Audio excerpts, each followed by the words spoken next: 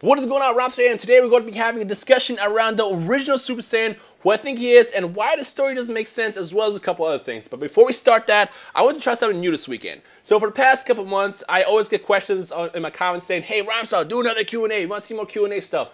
And I haven't really had much time to put together or collect a bunch of Q&A questions together and do a Q&A video, which I'll do sometime in the near future. But for now, this weekend, as soon as you watch this video, what I want you to do is go to Twitter, make a Twitter if you don't have one, and follow me at Rhymestyle. I will link it in the description below, at Rhymestyle, and ask me any question. The entire weekend, I want to answer as many questions as possible. As a matter of fact, let's try to do a challenge on this. I want to see if I can answer every single question. So I want you guys to throw everything at me. Like, I think it's going to be fun.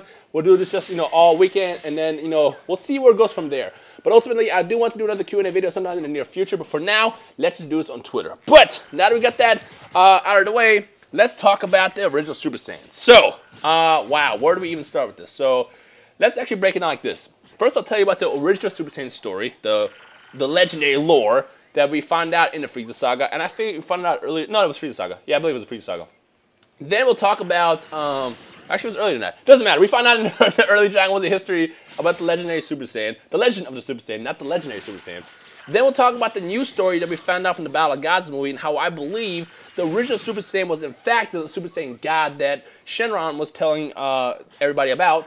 And then we'll talk about things that doesn't make sense with this entire story and why it was poorly put together. So without further ado, let's jump into it. And before I start, I do also want to say, at any point throughout this video, you know how it is with these discussions. If you have any feedback, comments, opinions that you want to add, just throw it in the comment section and we'll have our usual fun Dragon Ball Z discussion like we do every single weekend. So first things first, what is the original Super Saiyan story? So, we don't know much about it. This is the thing that bothers me about this legend lore. It was kind of pulled out of Toriyama's ass, to be honest. Like, he did not really explain anything about it or go into detail of what the story is. All we know is about 1,000 years ago, there was a Saiyan who was so powerful that he achieved the Super Saiyan form, and he ended up ultimately getting crushed by his own power because his body could not handle the ability. From what we heard, he was fighting Saiyans and ended up ultimately collapsing, and that's all we know. It's a terrible story. There's nothing really there. In the anime, we did see that they showed the Great Ape Uzaru, and he seemed to have a kind of golden glow, which I know is kind of correlated to Dragon Ball GT later, which I believe is how GT based their transformation off of that from. But in the anime, we did see a golden Great Ape fighting off Saiyans before ultimately perishing. Now, we don't know much about it. The story is very, very, roughly put together. I bet you that Toriyama just kind of threw it out there just cause. But that's all we know. He's just a Saiyan who got strong and ended up getting wrecked by his own power because he couldn't handle it. Then, later we find out about the Super Saiyan God, which now I'm starting to believe that the Super Saiyan God is actually the original Super Saiyan. And what we know from the Super Saiyan God story, which you find out in Battle of Gods, is a long time ago, a very, very long time ago in Saiyan history, there was a group of Saiyans who wanted to put an end to the evil Saiyan race. And what they did is they channeled all their energy into one Saiyan, and this one Saiyan then achieved the status of Super Saiyan God, where he was able to fight off many, many evil Saiyans before ultimately running out of power and then ended up getting killed. And back did Planet Vegeta go back to darkness again, where we're just evil, and that was like the last light that existed on Planet Vegeta. Because of how this story is told, I strongly believe that the original Super Saiyan was actually in fact the Super Saiyan God. And I know the stories don't really completely mesh, but if you think about it, it does kind of make sense. It was a long time ago, 1,000 years ago, probably roughly around there, and they were fighting off Saiyans, which is exactly what the original Super Saiyan was saying or doing. So I believe that the original Super Saiyan was in fact the Super Saiyan God that was trying to put an end to all the evil Saiyans on Planet Vegeta.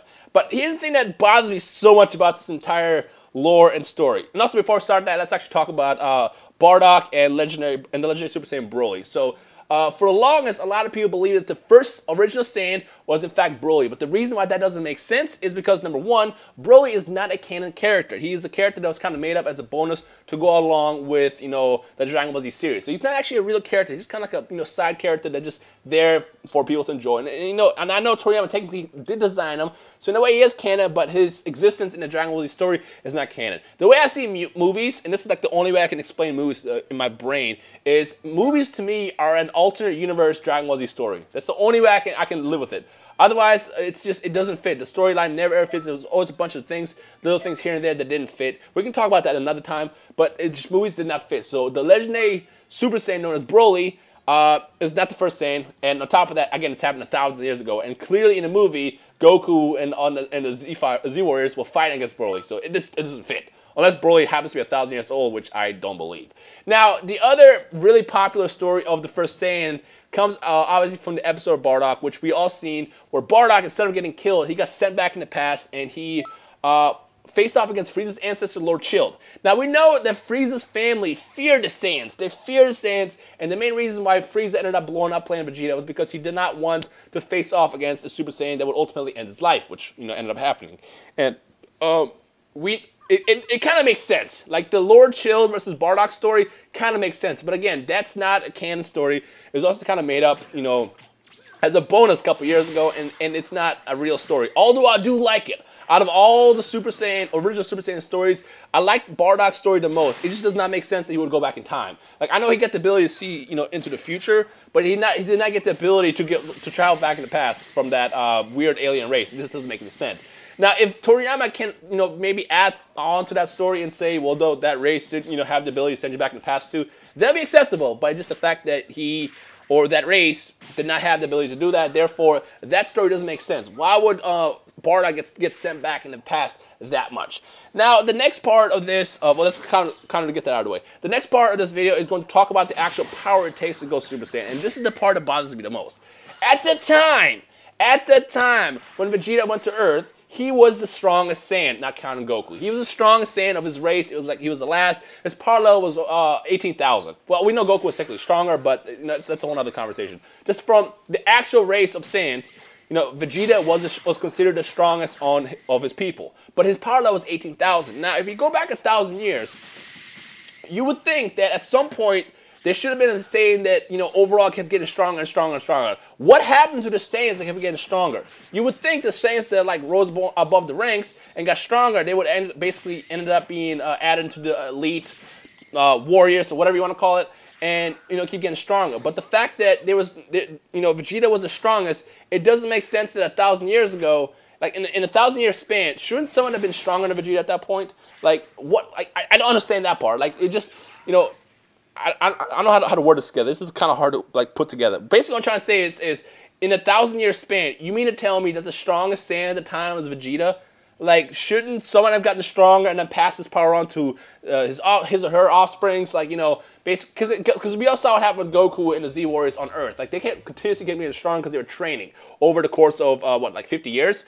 So over the course of 1,000 years, I feel like there should have been a warrior. There should have been a lot of warriors actually that have gotten a lot stronger over the course of that time period, and therefore they should have been made Super Saiyans. But the fact that that doesn't make any sense. Like, that's the part that I can't grasp. Like, I don't think there's anybody stronger than Vegeta in his history. That's what I'm trying to say.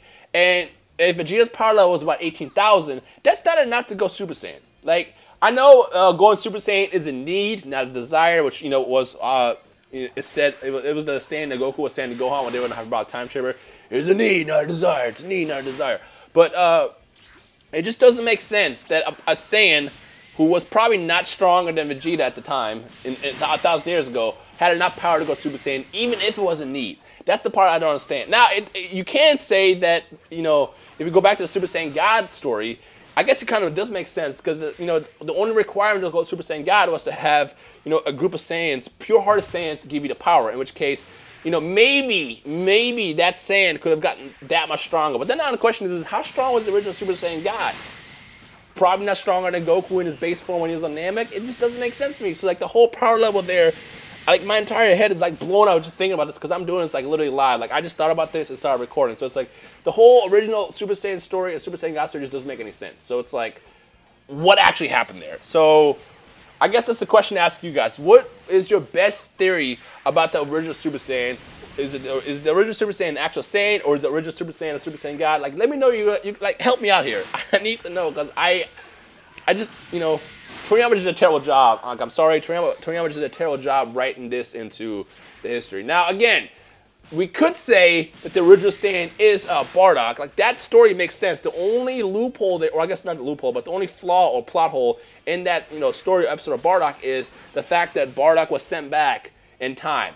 Other than that, everything else makes sense. He gets sent back in time, fights, Frieza's evil ancestor. Frieza's evil ancestor tells his family, or Lord Chilled tells his family, watch out for the Super Saiyans, and therefore it starts 1,000 years of enslaving the Saiyan race.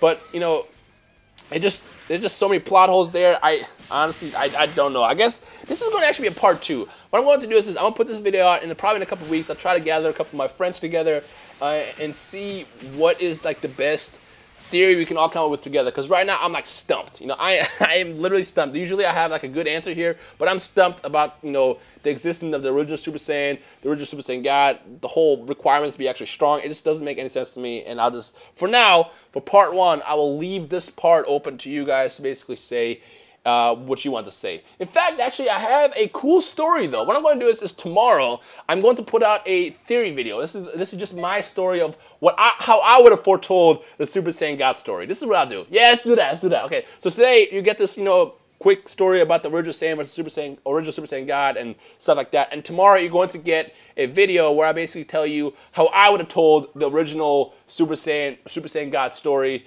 and what happened there. Because I have actually a good idea of how it would have been a lot more epic than what was told, you know, by Toriyama and stuff. So yeah.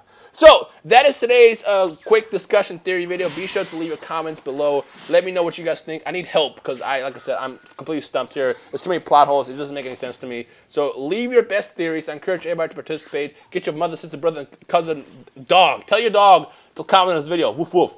And we'll just take it from there and see what you guys can come up with. And then come back tomorrow, because tomorrow I'm going to have my story of what I believe happened in the original Saiyan lore with the Super Saiyan God and how that fiasco ended and all that stuff. And again, that video is just going to be just a fun theory. It's nowhere near canon. It's just how I would have told a story versus, you know, what Toriyama gave us and stuff like that. So, I hope you guys enjoyed this video. I hope you enjoyed the rest of your amazing Saturday afternoon. And be sure to participate. I will see all you awesome Super Saiyans in the comment section below. My name is Rhymestyle. You enjoy the rest of your day. Peace.